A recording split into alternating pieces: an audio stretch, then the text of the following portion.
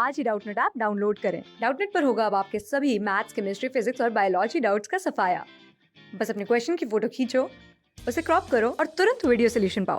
Download now. हम इस video में पढ़ेंगे कैटालिसिस के बारे में। कैटालिसिस के बारे में पढ़ने से पहले हम ये देखते हैं कि कैटालिस्ट जो होते हैं वो होते क्या हैं।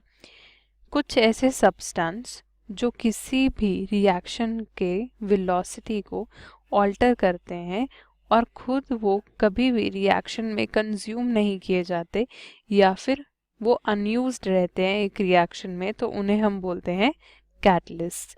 और इस प्रोसेस को हम बोलते हैं कैटालिसिस। जो भी कैटलिस्ट होते हैं वो कभी भी एक रिएक्शन में कंज्यूम नहीं किए जाते। हम इसको एक्सप्लेन करने के लिए एक एग्जांपल देखते हैं, जैसे कि हमारे पास था पोटेशियम क्लोराइड।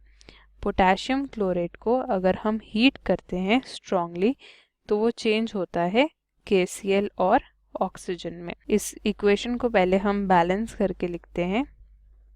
बैलेंस करने के बाद ये इक्वेशन जो है वो ऐसी बनेगी। अब देखो, हमने पोटेशियम क्लोराइड को हीट किया, KCl और O2 मिला हमें, और ये जो रिएक्शन है ये किस टेम्परेचर पे होता है, वो है 653 से लेके 873 केल्विन पर अगर अब हम इस रिएक्शन में इसे हीट करने के साथ साथ इसमें मैंगनीज डाइऑक्साइड डाल देते या मैंगनीज डाइऑक्साइड की प्रेजेंस में ये रिएक्शन करवाते, तो जो हमारे पास टेम्परेचर होता है रिएक्शन का वो रिड्यूस हो जाता है। यानी कि जब ये टेम्परेचर 473 से लेके 633 केल्विन के बीच में पहुंचेगा तभी हमारे पास जो रिएक्शन है वो अकर कर जाएगा, जबकि पहले वो रिएक्शन एक हाई टेम्परेचर पर हो रहा था।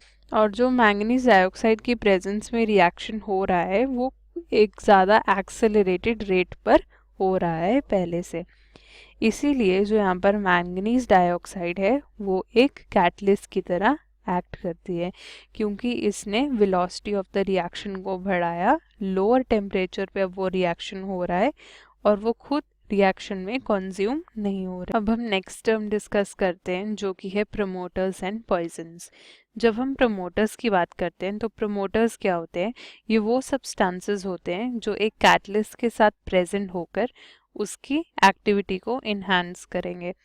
जैसे कि अगर मैं देखूं अमोनिया के मैन्युफैक्चर का प्रोसेस, इसे हम क्या बोलते हैं, हेबर्स प्रोसेस भी बोलते हैं। तो हमारे पास जो रिएक्शन है वो होता है आयरन, जो कि कैटलिस्ट की तरह एक्ट करता है और अमोनिया प्रोड्यूस करता है।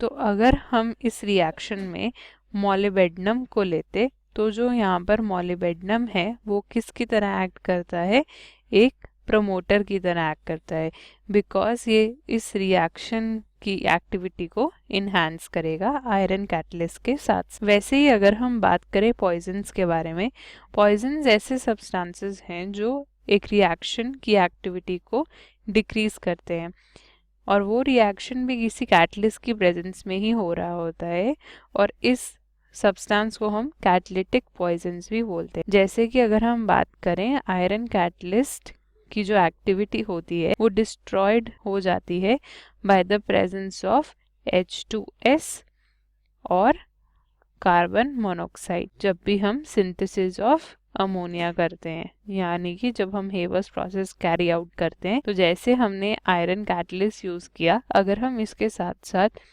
H2S या फिर कार्बन मोनोऑक्साइड का यूज़ करते तो जो आयरन कैटलिस्ट की एक्टिविटी है वो ख़त्म हो जाती, वो डिस्ट्रॉय हो जाती। इसीलिए जो H2S और कार्बन मोनोऑक्साइड हैं वो हेबर्स प्रोसेस के लिए एक कैटलिटिक पॉइजन की तरह एक्ट करते हैं। अब हम चलते हैं टाइप ऑफ कैटलिसिस पर। टाइप ऑफ कैटलिसिस को भी हम किसी बेस पर डिवाइड कर सकते हैं, जैसे कि हमने यहाँ पर कंसिडर किया है कैटलिटिक रिएक्शंस।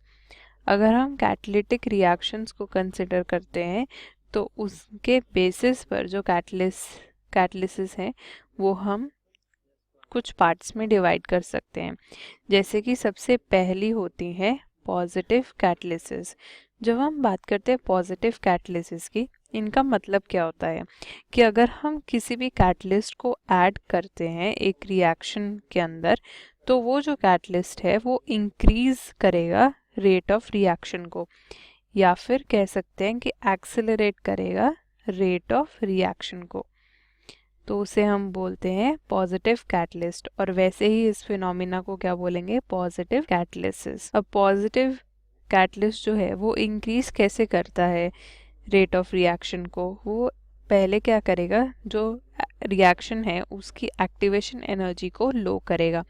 और ये जो एक्टिवेशन एनर्जी लो कैसे होगी, वो एक पूरा ही नया पाथ प्रोवाइड करेगा रिएक्शन को कैरी आउट करने के लिए, और वो एक नया एक्टिवेटेड इंटरमीडिएट कॉम्प्लेक्स बनाएगा जिसकी जो पोटेंशियल एनर्जी है वो बहुत लो होगी, जिसके कारण वो रिएक्शन है वो ज़्यादा तेज़ी से आगे बढ़ेगा, जिसके कारण उस रिएक्शन का जो रेट है वो इंक्रीज होगा। हमारे पास काफ़ी एग्जांपल्स हैं ऐसे टाइप ऑफ रिएक्शंस के। सबसे पहला एग्जांपल है डीकम्पोजिशन ऑफ H2O2। जब भी हम H2O2 की डीकम्पोजिशन करवाते हैं तो इसके लिए जो कैटलिस्ट यूज़ करते हैं वो है प्लैटिनम, जो इसको रेडिली वाटर और ऑक्सीजन में चेंज करता रहता है। और वैसे ही वेजिटेबल ऑयल है, वेजिटेबल ऑयल की हाइड्रोजनेशन करवाते हैं जब हम निकल की प्रेजेंस में, तो हमें घी मिलता है। तो ये भी जो है एक पॉजिटिव कैटलिसिस का एग्जांपल है, बिकॉज जो निकल है वो वेजिटेबल ऑयल प्लस हाइड्रोजन के रिएक्शन को क्या करेगा, एक्सेलरेट करेगा। और वैसे ही अगर हम बात करते हैं मीथेन की फॉर्मेशन के बारे में, जैसे कि हम देख सकते हैं यहाँ पर कि अगर हम यूज़ करें कार्बन मोनोऑक्साइड, अगर हम यूज़ करें कार्बन मोनोऑक्साइड और अगर हम यूज़ करें हाइड्रोजन, तो वो निकल की प्रेजेंस में हमें क्या देंगी, CH4 जो कि मीथेन होता है, और वाटर देंगी। और ये जो रिएक्शन है वो निकल की प्रेजेंस में एक पॉजिटिव कैटलिसिस रिएक्शन होता है। और वैसे ही सेकंड टाइप ऑफ कैटलिसिस जो हम देखते हैं वो होती है नेगेटिव कैटलिसिस। इसमें क्या होता है कि अगर एक कैटलिस्ट जो है वो डिक्रीज करे रेट ऑफ रिएक्शन को, तो हम उससे नेगेटिव कैटलिस्ट बोलते हैं, और इस प्रोसेस को हम बोलते हैं नेगेटिव कैटलिसिस। इसके एग्जांपल क्या है, अगर हम स्मॉल अमाउंट ऑफ एसिटाइलाइट ऐड कर दें डीकम्पोजिशन ऑफ H2O2 में, तो वो एक नेगेटिव कैटलिस्ट की तरह एक्ट करेगा। वैसे ही अगर हम बात करते हैं टेट्रा इथाइल लेड के बारे में, तो वो भी एक नेगेटिव कैटलिस्ट की तरह एक्ट करता है फॉर पेट्रोल। ऑक्सीडेशन अगर हम करवाते हैं सोडियम सल्फाइड की, अगर हमने सोडियम सल्फाइड की ऑक्सीडेशन करवाई तो ये हमें देती है Na2SO4। तो अगर हम इसमें अल्कोहल का यूज़ करेंगे तो यहाँ पर जो अल्कोहल है वो एक एंटी नॉकिंग एजेंट यानी कि एक नेगेटिव कैटलिस्ट की तरह बिहेव कर रही है। अब नेक्स्ट तरह की कैटलिसिस जो होती है वो होती है ऑटो कैटलिसिस।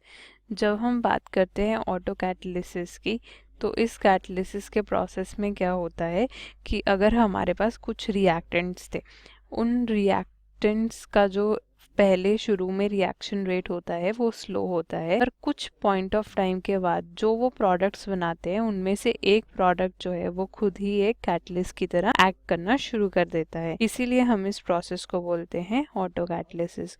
इसका हमारे पास एक बहुत अच्छा एग्जाम्पल है जो है हाइड्रोलिसिस ऑफ इथाइल एसीटेट।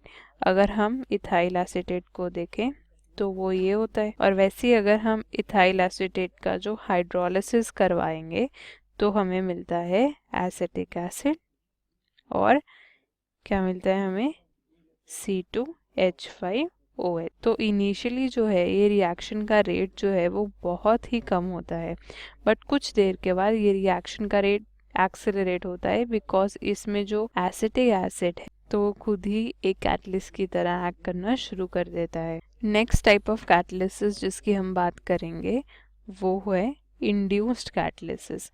अगर हम इंड्यूस कैटलिसिस को देखें तो इंड्यूस कैटलिसिस क्या कहता है कि अगर हमारे पास एक रिएक्शन है तो उसका जो रेट है वो किसी और रिएक्शन के रेट को इन्फ्लुएंस करेगा। जो ये रिएक्शंस है वो नॉर्मल कंडीशंस में अकर नहीं करते, और इसीलिए हम इसे बोलते हैं इंड्यूस कैटलिसिस।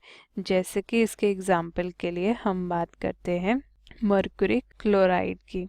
अगर हम यहाँ पर मर्कुरिक क्लोराइड की बात करें और हम बात करें ऑक्जेलिक एसिड की, तो मर्कुरिक क्लोराइड में और ऑक्जेलिक एसिड में रिएक्शन जो होता है वो बहुत ही ज़्यादा डिफ़िकल्ट होता है। बट अगर हमारे पास पोटेशियम परमैंगनेट हो तो पोटेशियम परमैंगनेट ऑक्जेलिक एसिड के साथ बहुत रेडिली रिएक्ट कर जाता है। तो ये है इंड्यूस कैटालिसिस। अब नेक्स्ट वीडियो में हम पढ़ेंगे कैटालिसिस जब हमारे पास फेजेस हो। हाँ, ये हमने कैटालिसिस पढ़ा on the basis of catalytic reactions. तो अब हम पढ़ेंगे on the basis of phases of a reaction mixture अपने आने वाली वीडियोस में। क्लास 6 से 12 से लेके नीट, IIT, जेई मेंस और एडवांस के लेवल तक 10 मिलियन से ज्यादा स्टूडेंट्स का भरोसा। आज ही डाउनलोड करें डाउटनेट ऐप या व्हाट्सएप कीजिए अपने डाउट्स 8400 400 400 पर।